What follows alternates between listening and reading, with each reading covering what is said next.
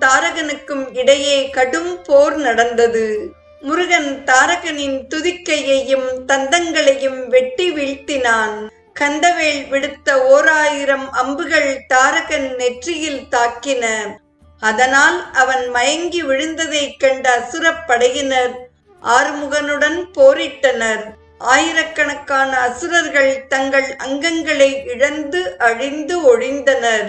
அதற்கிடையில் தாரகன் மயக்கம் தெளிந்து எழுந்தான்.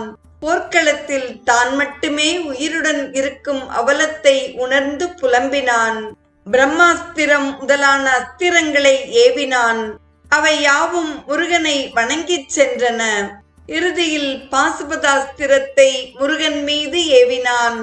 கந்தவேல் பாசுபத அஸ்திரத்தை கண்டவுடன் தனது தந்தை சிவபெருமானை சிந்தையில் நினைத்து அதனை ஒரு கரத்தை நீட்டி பற்றி கொண்டான். கொடுத்தவனே மீண்டும் பெற்றுக்கொள்வது போல் இருந்தது அக்காட்சி.